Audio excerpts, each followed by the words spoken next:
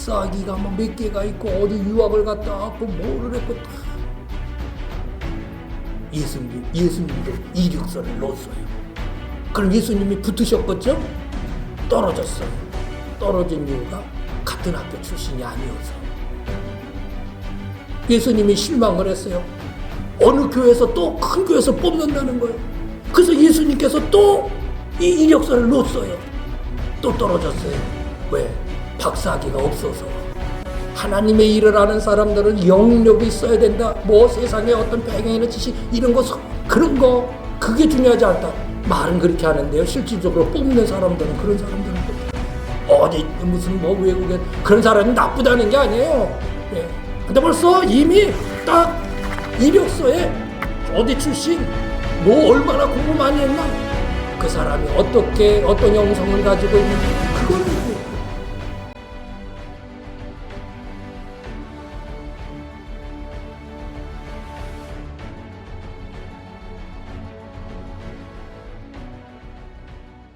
그의 사역을 시작하면서 어떤 출정식도 없었습니다. 대중을 모으시는 일도 없으셨습니다. 그의 첫 사역의 시작은 사역을 같이 할 제자들을 모으는 것이었습니다. 그렇게 능력 많으신 예수님도 하나님 나라의 이 복음 사역을 위하여서 같이 일할 사람들을 뽑았다는 것입니다. 그들을 선택했다고 하는 것입니다. 여러분, 하나님의 일은 같이 하는 겁니다. 누가 혼자 하는 게 아닙니다. 한 사람이 감당하는 게 아닙니다. 하나님의 일은 모두가 함께 하는 것입니다. 그런 측면에서 우리가 무엇을 하든지 우리 송악계 모든 성도들은 함께 할 수 있기를 원합니다. 함께 하십시오. 오늘 성경 본문의 말씀이 바로 그 첫 사역인 제자들을 부르시는 내용들을 우리가 읽은 것입니다. 처음으로 부르신 제자들은 형제들이었는데 베드로, 시몬의 원래 이름은 시몬이었죠. 이 시몬, 이 베드로와 그의 형제 안드레, 그리고 또 야고보, 형이 야고보고 동생 요한, 이 네 명의 제자들을 부르시는 내용을 오늘 우리가 읽은 것입니다. 자, 오늘 말씀을 통해서 제자를 부르시는 이 하나님의 오늘 읽은 이 말씀이 오늘 우리에게 어떤 의미가 있는지, 오늘 내게 주시는 하나님의 말씀은 뭔지 함께 같이 은혜를 나누고자 하는 것입니다.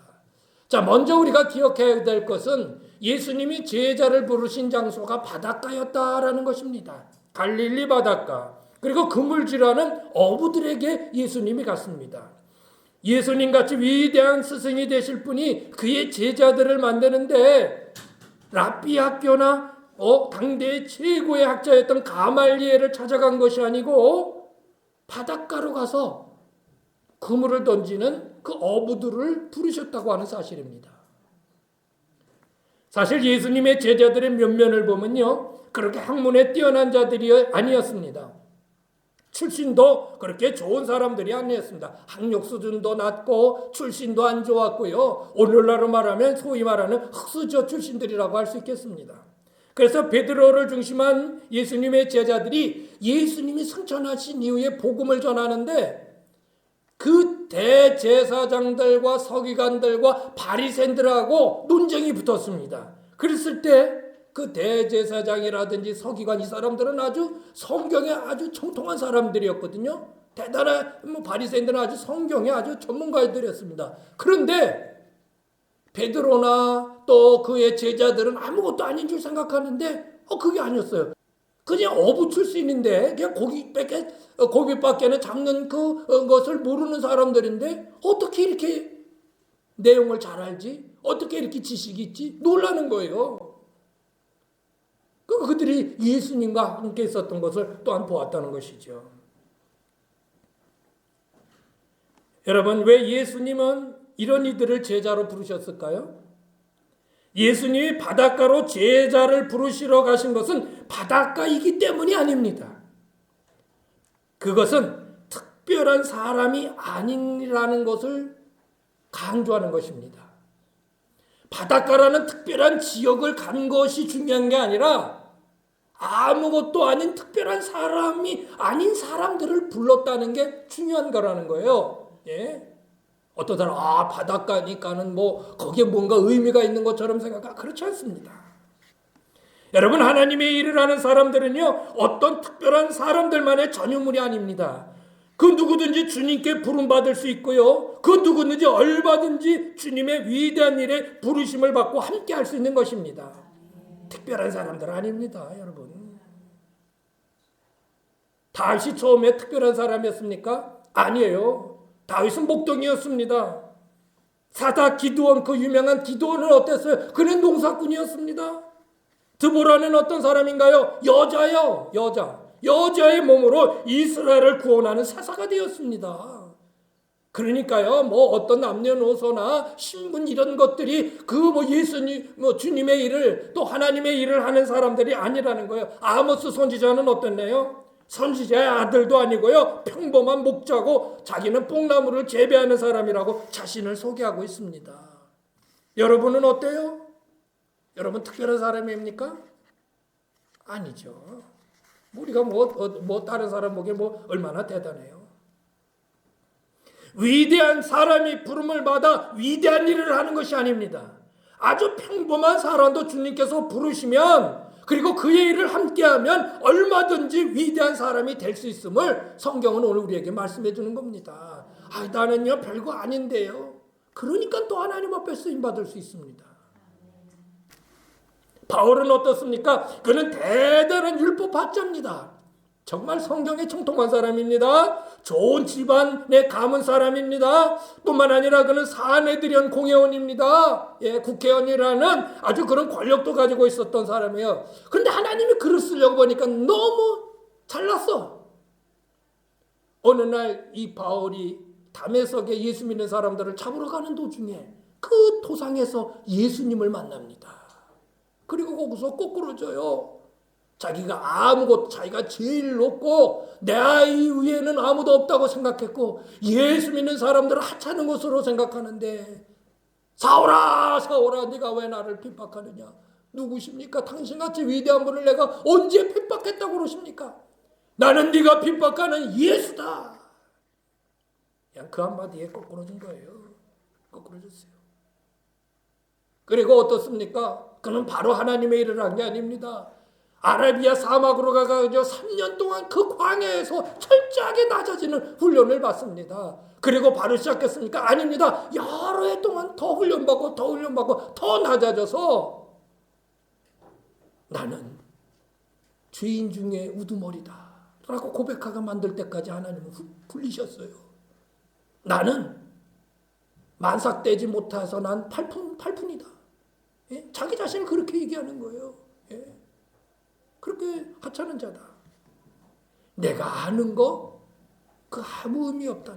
내가 가지고 있는 지식, 내가 가지고 있는 어떤 거 배경, 그거나 다 똥같이 여긴다. 이렇게 되니까 하나님이 그때서 글을 쓰셨습니다. 높아져서는 하나님 앞에 쓰임받을 수 없습니다. 바울이 고린도 교회에 이런 편지를 썼습니다. 한번 읽어보실까요? 시작. 형제들아 너희의 부르심을 보라. 육체를 따라 지혜로운 자가 많지 아니하며, 지혜로운 자가 얼마나 되겠어요. 그리고요, 능한 자가 많지 아니하며 문벌 좋은 자가 많지 아니하도다. 가방끈이 짧다는 거예요. 또 보세요. 그러나 하나님께서 세상의 미련한 것들을 택하사 지혜 있는 자들을 부끄럽게 하려 하시고, 세상의 약한 것들을 택하사 강한 것들을 부끄럽게 하려 하시며, 낮고 천한 지혜 없는 자들을 택해가지고요, 지혜 있다고 자랑하는 자들을 오히려 부끄럽게 만드시는 거예요. 강한 자, 약한 자들을 택해서 강하다고 하는 사람들을 부끄럽게 만드는 거예요.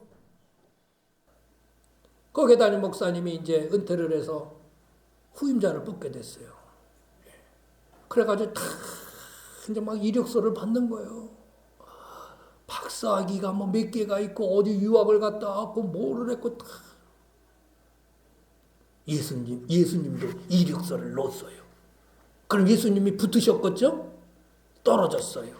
떨어진 이유가 같은 학교 출신이 아니어서. 예수님이 실망을 했어요. 어느 교회에서 또 큰 교회에서 뽑는다는 거예요. 그래서 예수님께서 또 이 이력서를 넣었어요. 또 떨어졌어요. 왜? 박사학위가 없어서. 그냥 비꼬는 얘기죠. 이 시대에 막 그런 얘기를 해요. 하나님의 일을 하는 사람들은 영역이 있어야 된다. 세상에 어떤 배경이나 지식, 이런 거, 그런 거, 그게 중요하지 않다. 말은 그렇게 하는데요. 실질적으로 뽑는 사람들은 그런 사람들을 뽑더라고요. 어디, 무슨 외국에 그런 사람이 나쁘다는 게 아니에요. 예. 근데 벌써 이미 딱 이력서에 어디 출신, 얼마나 공부 많이 했나? 그 사람이 어떤 영성을 가지고 있는지, 그거는 그게 이 시대예요. 우리 주님은 그렇게 부르시지 않았어요. 그렇게 부르시지 않았습니다. 자, 두 번째 우리에게 주시는 말씀의 의미는 뭘까요? 시작! 주님의 부르심에는요, 즉각적인 순종만 있는 것입니다. 주님의 일을 할 수 있는 조건은 단 하나입니다. 네! 하고 순종하는 것입니다. 예수님이 제자를 부르실 때 그들의 반응은 어땠나요? 오늘 말씀해 보면 곧 주를 따랐더라 이렇게 말씀해요. 곧은 즉시, 즉각.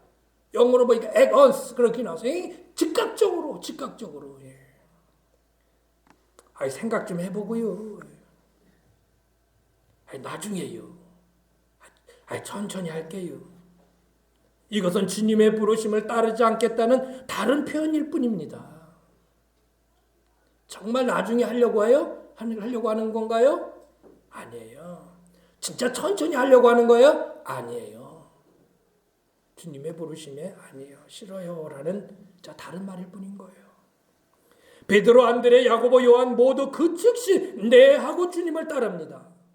마태복음의 저자인 마태는 세리였어요. 세리는 당시에 유대인들에게 아주 그냥 몹쓸 인간으로 취급받던 사람이에요. 왜? 로마의 편에 서가지고 유대인들의 세금을 걷어가는, 얼마나 로마 사람들이 이 유대인들에게, 이스라엘 사람들에게 많은 세금을 책정했는지 몰라요. 그런데 그 세금 받는 거는 같은 유대인들을 시킨 거예요. 그러니까는요, 이 유대인 사이에서 이 세리는 아주 그냥 몹쓸 인간이요. 같은 동족을 잡아먹는 늑대. 그래서 산에는 늑대가 있고 동네에는 세리가 있다. 이런 말을 할 정도였어요. 그렇게 아주 그냥 돈은 많았죠. 돈은 많았어요, 세리들이.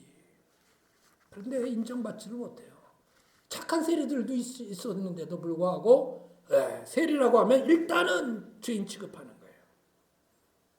그런데 예수님께서 세리 마태의 복음을 진 마태의 집에 들어갑니다. 자, 그 말씀을 한번 읽어볼까요? 마태복음 9장 9절에서 11절 시작.